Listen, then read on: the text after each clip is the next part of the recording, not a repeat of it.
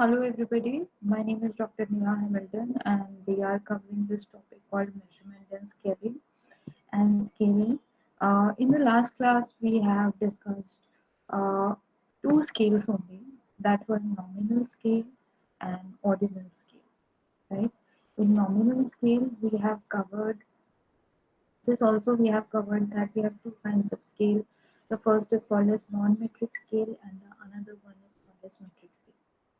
When it comes to non-metric scales, we have nominal and ordinal scales. When it comes to metric scale, we have interval scale and ratio scale.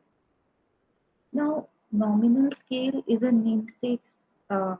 It is only for labeling, and we can only calculate percentage from nominal scale, right? When it comes to ordinal scale is about comparison, right? Which one is more or less? But how much more or how much less, this we cannot judge from the ordinal scale. Then we have to understand from interval scale. We have to start our class here from the interval scale. So interval scale numerically is equal distances on the scale represent equal value in the characteristics being measured because it is metric. See, as we know that interval scale is a kind of uh, metric scale, right? It is a kind of metric scale in which the distances can be calculated, that the distances between two points are equal, right? So interval scale contains all the information of the ordinal scale, but it allows you to compare the difference between the objects. The difference between any two scale values is identical to the difference between any two adjacent value on the interval scale.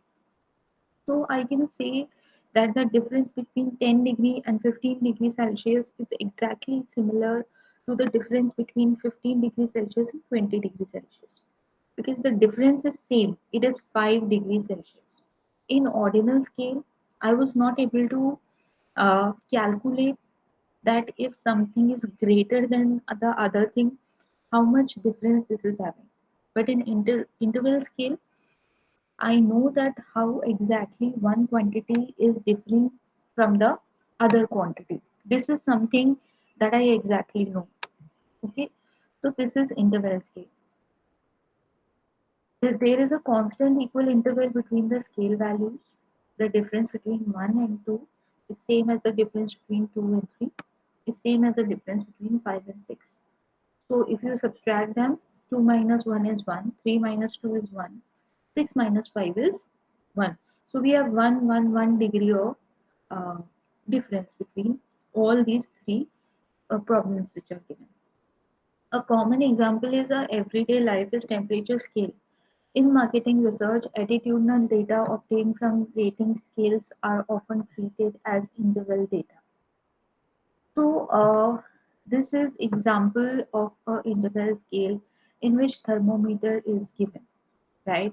A thermometer is given, and uh, this is yet another example in which I can say that, I have asked a question and I can say, uh, what is my question actually? My question is, do are Turkish people generous? Right? This is my question. So if they are generous, if I strongly agree, then I have to take 5. If I strongly disagree, I have to take 1. And I can say that 5 is greater than 1 here in the terms of positive attitude. Okay. Interval is a metric scale, so it is possible to calculate the arithmetical mean of the interval scale, right? So we know that a mean can be easily calculated. In interval scale can be 5, 7 or 9 level, right? It starts with 5 level. It can be 7 level or 9 level. Let us assume that 200 students have answered the question above as follows. Now calculate the arithmetic mean. Now this is the problem that we need to solve here, right? What is the total number of students? 200, right? And we have to calculate the arithmetic mean, right? So calculate the arithmetic mean. I'm giving you 2 minutes of time. It is a very simple mathematical calculation in which you have to calculate arithmetic mean.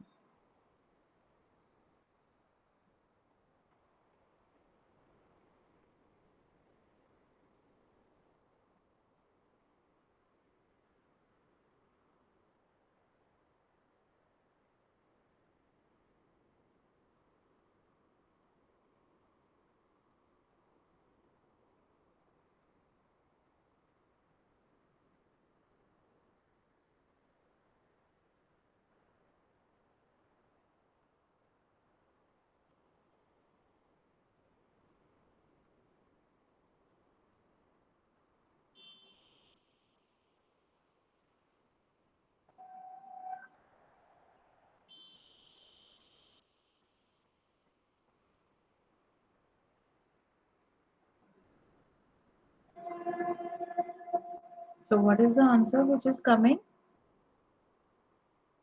The answer is yes, the answer is 3.93. So you have calculated it right. Now, how do we interpret the result? The arithmetic mean of the population is 3.93, which means that the population almost agree that they are proud of their country, right? So, the answer is like 3.93. So it is going towards uh, above the mean, right?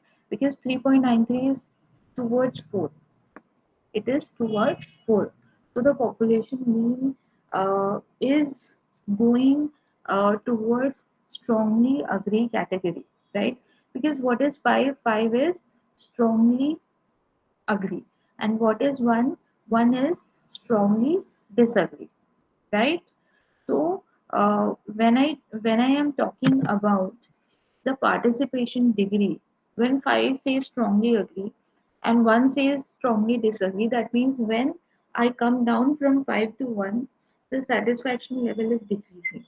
When I go from 1 to 5, then the satisfaction level is increasing, right? So if my mean comes out to be 3.93, that means uh, you know uh, I am actually getting uh, people are satisfied with a particular thing. So this is how we find out the weighted arithmetic mean, right? If you add these figures of 375, 32, 99, and 20 and 5. So let's see what is the value you got. I have also opened my calculator, right? So 75 people say that they strongly agree. So what is 75 into 5? Comes out to be 375. 64 people say that they somewhat agree. So what is 64 into 4 beta? It is 256, right? Then how many people say that they are in the middle of that? 38 into 3 is 114. Okay. Next, how many people they disagree? It is 18 into 2. That is 36. Right? And how many people say they strongly disagree? Only 5 people out of them say. So if you calculate the mean of the figures, then the total is going to become is 3.93, which means the population almost agree that they are proud. Next is ratio scale. Ratio scale possesses all the properties of nominal, ordinal, and interval scale, and in addition, an absolute 0 point. Right? Thus, in ratio scale, we can identify and classify the objects, rank the objects, and it is meaningful to compute ratio of the scale value, right? So in marketing, sales, cost, marketing share, number of customers, variables are measured on ratio scales. In economics, income, inflation rate, exchange rate, population, income per capita are good examples of ratio scale. So we have an absolute 0 in ratio scale. This we have to understand. right? So this is a, uh, you know, in this diagram, all the measurements are written together. When I talk about nominal scale, if you can very carefully see, 7 is written on the horse. So it is only for the namesake. When you say ordinal, so I can say that, uh, you know, the seventh one is much faster as compared to the eighth one, and the fifth one is the slowest. This I can say. When I'm talking about interval scale, I can say that the first one is 1 second faster than the second one, and the second one is 20 seconds faster than the third one, right? When it comes to ratio scale, I can say that 1 minute 59 seconds for one fourth mile. So I can say that, this much difference, almost 2 minutes of time is covered by this horse to cover one by 4 miles of distance. Okay, so this is how it goes. Okay, in ratio scale, we have a absolute zero figure, absolute zero number in the scale, and we can compare it with zero. So these are the examples which are written in nominal scale. What are the examples? Student ID number, yes, no, male, female. We can code it with one and two. Buy, did not buy, right? East region, central region, west region. They can be used for nominal. For example, I code them as one, two, and three. Numerical operations is counting. You can get frequency, you can get mode. When it comes to ordinal, it is like student class rank, right? It, for example, the first person is has higher marks as compared to the second person, but how much higher, that we don't know. So counting and ordering. When it comes to interval scale, in interval scale you can perform common arithmetic operations, frequency, mean, mode, median, variance, standard deviation, everything. For example, student grade point average temperature is an example of interval scale.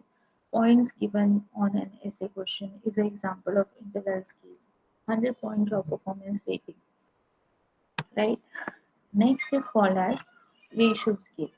So you can absolutely calculate everything on ratio scale.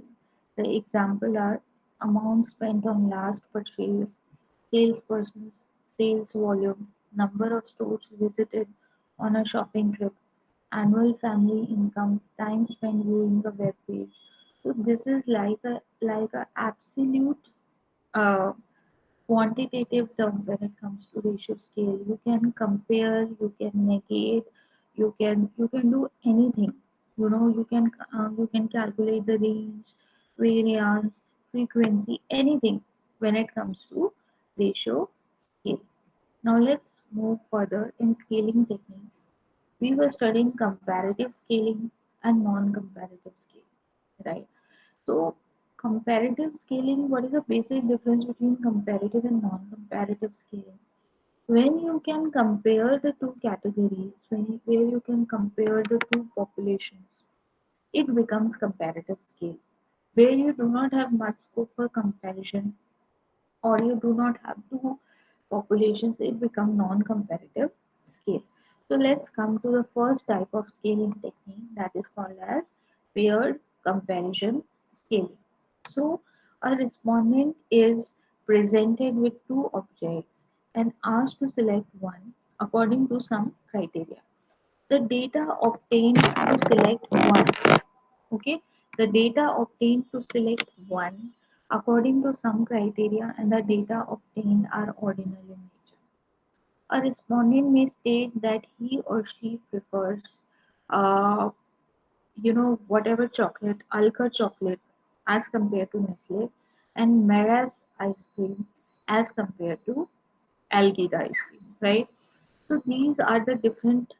In pair comparison, we can compare between the two variables, that this is the thing which is favored by the customers more as compared to this.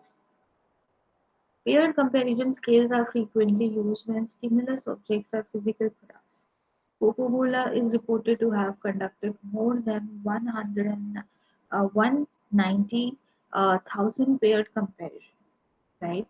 So before introducing uh, new code, paired comparison scaling is the most widely used comparative scaling technique, right? So this much paired comparison has been done by comparing four different packaged material by using 0 to 1 scale. One is preferring the column to the row, 0 is preferring the row to the column. Okay, so this is a example. Okay, so for example, the materials which are used is glass, plastic, can, and carton, right? So when I say 0, right, that means I do not prefer that, preferring the column to the row.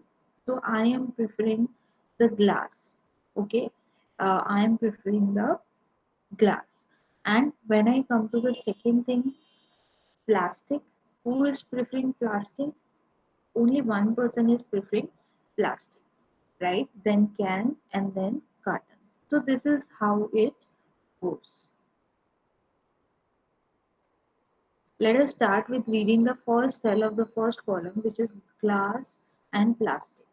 Okay, so let us start with the first cell of the first column, which is, what does it say? It says that glass and plastic cell.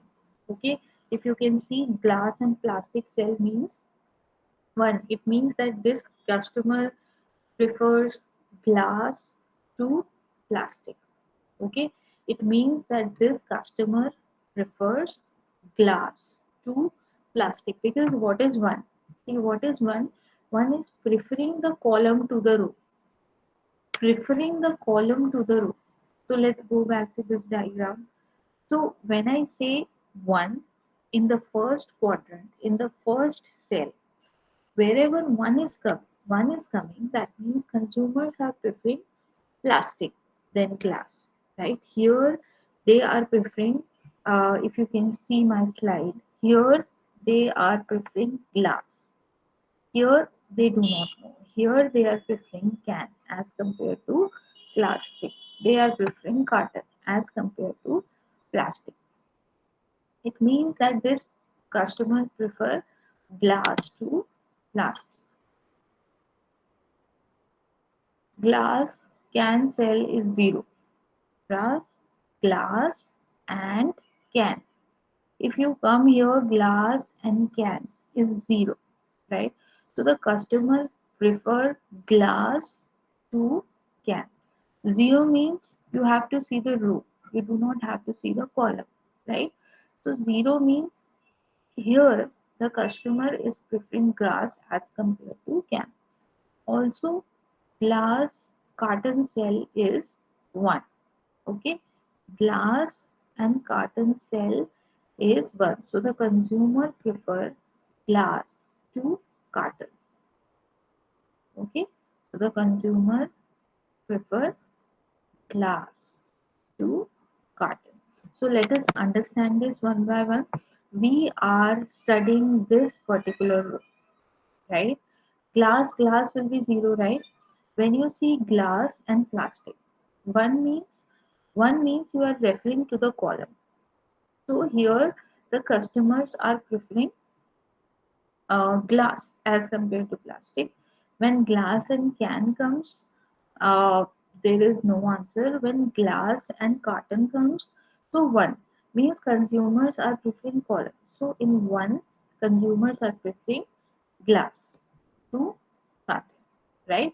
So this is how you can go for paired comparison. 100 consumers were asked to fill this table, and the result is that as it is in table. It looks like wherein glass, cardboard, etc. are preferred. So how will you find out that?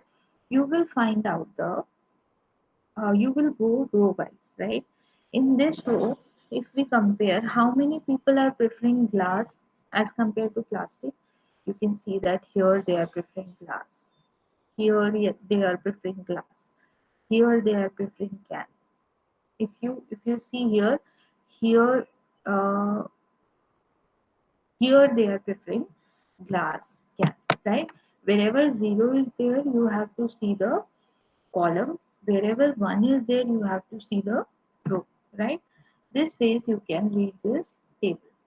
Preference of 4 packaging material by 100 customers, right? So this is a diagram that shows how how customers prefer the packaging material on glass, plastic, or things like that. Okay, so if you will see it very carefully, you will be able to understand. Okay, let's try to understand them one by one. Glass is 0, glass and plastic, right? So the number is 80. That means 80 people are preferring glass as compared to plastic. When I say can, glass and can, then 25 people are preferring glass as compared to can. When I say 60, that means 60 people are preferring glass as compared to cotton. When I come to the second column, 20, that means 20 people are referring plastic as compared to glass. 10 people are referring plastic as compared to can, and 30 people are referring plastic as compared to cotton. 10 ways. So we get the total number of figure. What is it? It is 595. So let us understand that how to decode it. This means that 80 consumers preferred the glass to the plastic, 25 preferred glass to can, and 60 preferred glass to cotton. In another words, right? Let's go back to the table. 80 consumer prefers glass to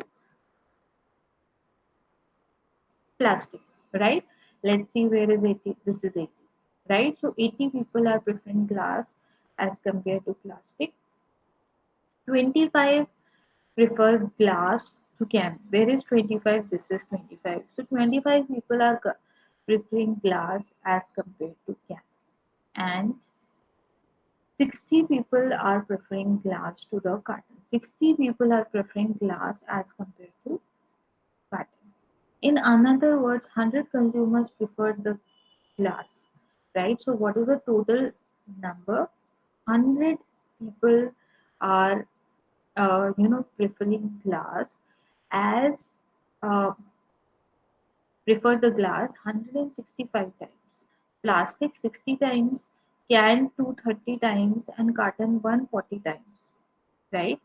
Carton 140 times to other material. Accordingly, it is easy to say that can is the most and the plastic is the least preferred package material. Then let's come to the scaling techniques. We have covered paired comparison. Next, we have to cover rank order scaling. In rank order scaling, respondents are presented with several objects simultaneously and asked to order or rank them according to some criteria. For example, respondents may be asked to rank the brands of cars according to the overall preference. There is no paired comparison. So it is very simple ranking order scale where customers just have to give their ranks on the basis of whether they like that particular product or not. You know, if they are ranking it as one, if they are ranking it as two, or they can rank it as three, or they can rank it as four. So it depends on the customer. If he really likes a particular car brand, he can give the number or rank as one. He can give the number or rank as two. He can give the number or rank as three. So it depends on the customer that what kind of rank he wants to give to a particular brand,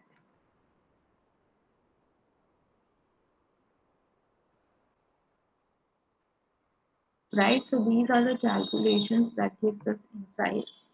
Next, we have constant sum scaling. In constant sum scaling, respondents allocate a constant sum of units, such as points, among a set of stimulus objects with respect to some criteria. For example, Below are three attributes of four supermarkets.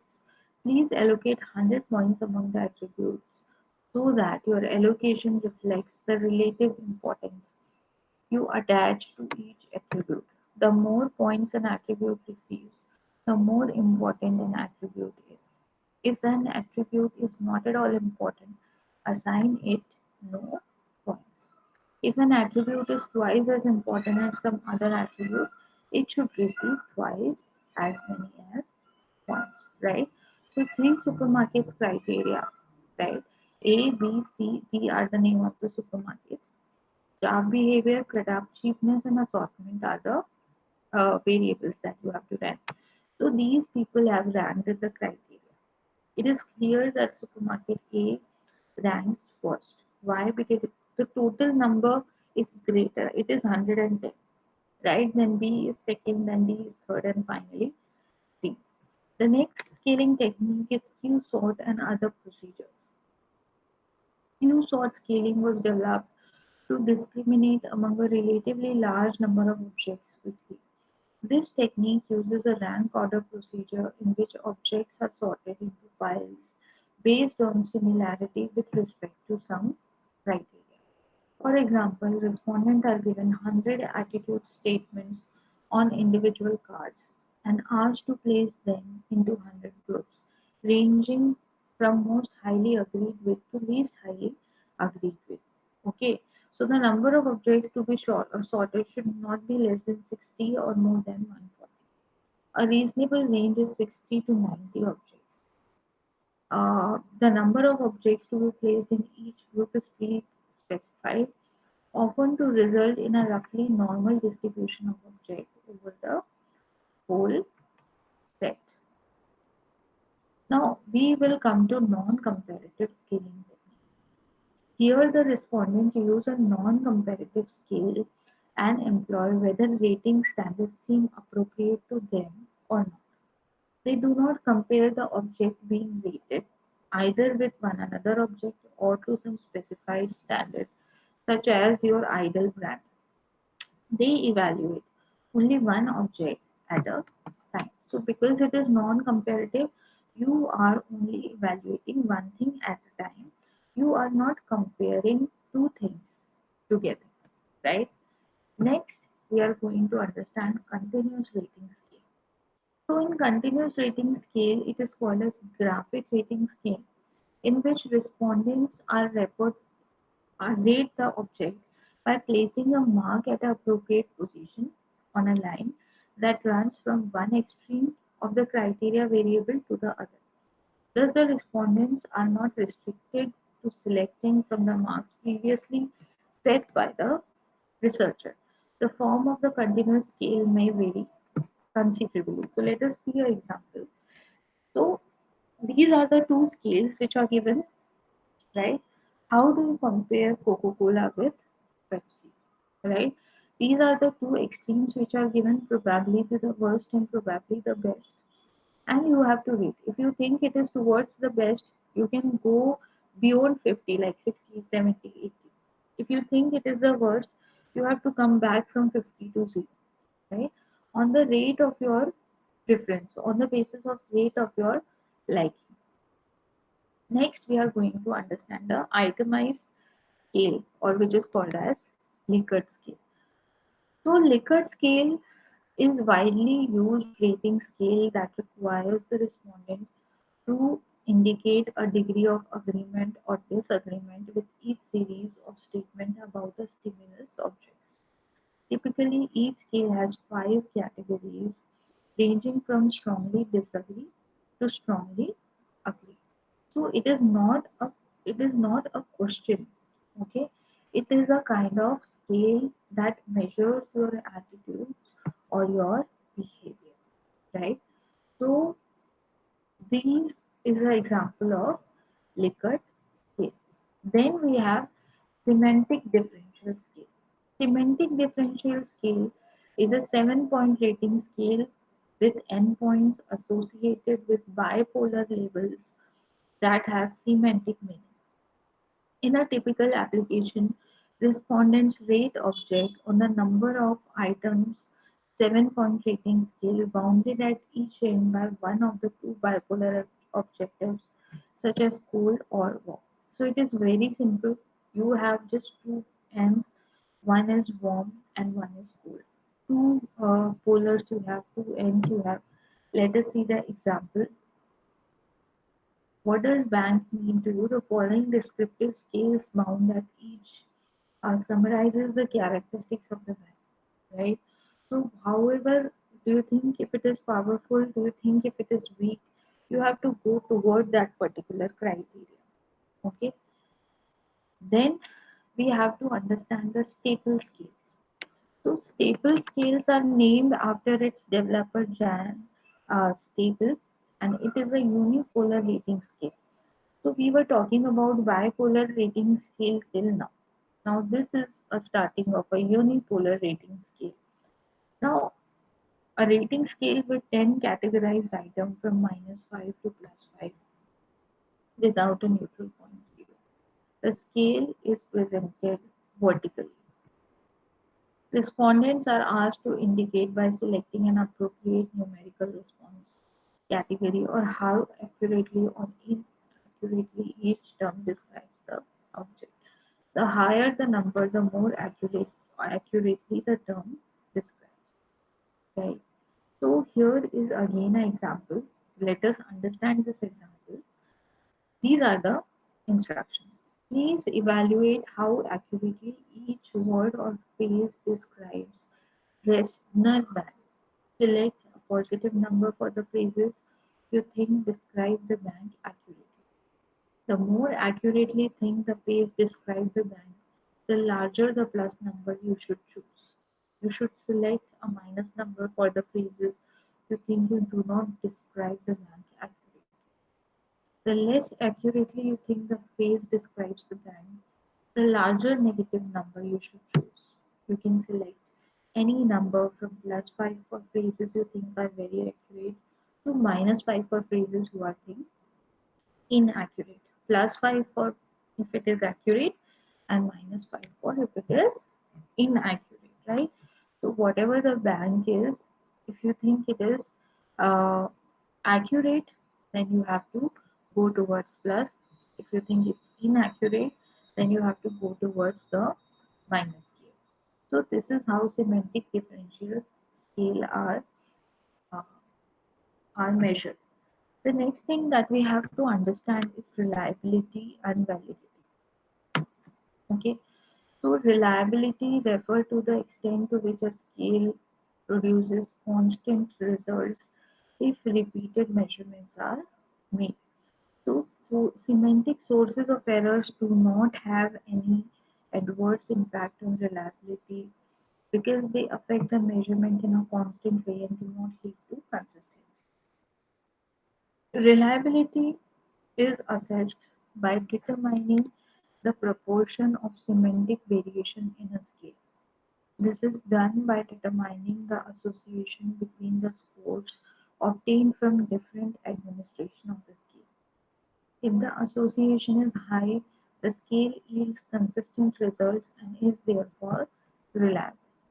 In contrast, random error produces inconsistency leading to lower reliability. Reliability can be defined as the extent to which measures are free from random error, right? So random errors are not there. And if random errors are not there, then the scale is perfectly reliable. So reliability and validity are again very important parts of any scale decision, right? Any scale authority. Now, this is here we complete the measurement and scaling. We have seen the types of measurement scales, and today we have completed paired comparison scales and also non-paired comparison scales. So let us do a quick recap of what we have covered till now. Okay, so in this complete lecture of measurement and scaling, in which I have taken two lectures, we have covered the concept of measurement and scaling. We have seen that there are some subjective attributes which cannot be quantified accurately. So, for example, perceptions, attitudes, and preferences. You can measure them with the help of scales that have been developed by researchers. You have to understand that there are basically two types of scale. The first is called as non-metric scale, and the second is called as metric scale. Anything which can be measured is called as non-metric scale, nominal, ordinal. Anything that can be measured on metric is called as metric scale, which is integral scale and ratio scale. Then we have covered what is nominal scale. Okay, what is the meaning of nominal scale for the namesake? When a nominal scale is used for the purpose of identification, there is a strict one-to-one correspondence between the number and the object. So one-to-one correspondence, you cannot repeat that for more than one number of things. Each number is assigned to only one object and each object has only one number assigned to it. So we have only one number assigned to each object. You cannot repeat it, right? For example, if I'm assigning one number to the male category, you cannot assign the one number to the female category. The next thing that we have to understand is that student registration numbers are examples. These are the examples which are in front of you, which are given in the slide. Okay. When used for classification purposes, the nominal scale numbers serve as labels for classes or categories. So, for example, you might classify the control group as group 1 and experimental group as group 2. The classes are mutually exclusive and collectively exhaustive. So whatever control group you have, if you are coding that control group as 1, and whatever experimental group you have, if you are coding that as group 2, they are mutually exclusive to each other. There is no similarity between these groups, right? That is the meaning of mutually exclusive. These are the examples that we have studied in nominal technique. And then we have studied the ordinal scale. Ordinal scale is a ranking scale in which numbers are assigned to the objects to indicate the relative extent to which object possesses some characteristic. An ordinal scale allows you to determine whether an object has more or less of a characteristic than some other object, but not how much more or less. Okay, thus it indicates the relative position, not the magnitude of the difference. So we can understand that this thing is greater than this thing. But what is the difference? How much this thing is greater than this thing? We cannot understand. The object ranked first has more of the characteristic as compared with the object which is ranked second. But whether the object ranked second is close to the second or poor second, that we don't know, right? Common examples of ordinal scales include quality ranking, ranking of items in a tournament, occupational status, right?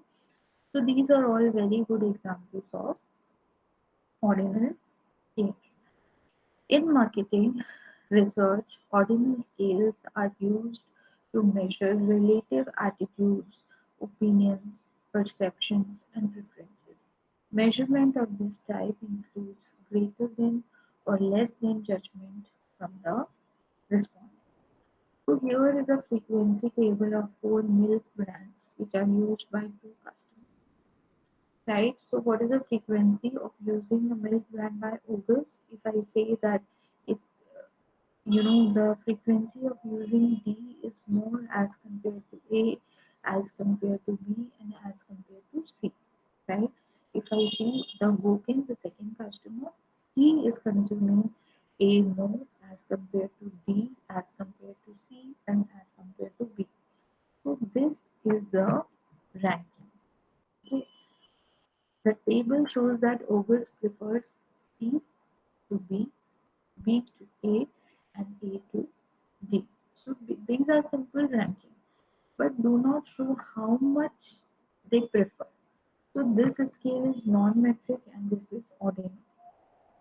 Interval scale numerically equal distances on the scale represent equal values in the characteristic being measured because it is metric.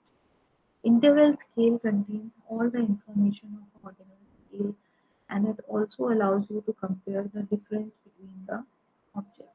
The difference between any two scale values is identical to the difference between any other two adjacent values of an interval scale. There is a constant or equal interval between the scale values. The difference between 1 and 2 is same as the difference between 2 and 3, which is same as the difference between 5 and 6. A common example is a temperature scale. In marketing research, attitudinal data obtained from the rating scale are often treated as interval scale. So today we have covered and completed the topic of scaling, right? And I am giving you a small assignment that you all have to go home and you have to find out any five questionnaires, any five variables in the questionnaire for which nominal scale is used, five type of variables for which ordinal scale is used, and five variables in which interval scales are used.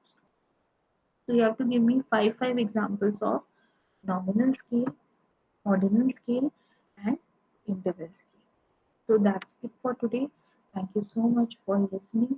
I am ending the class now. Thank you.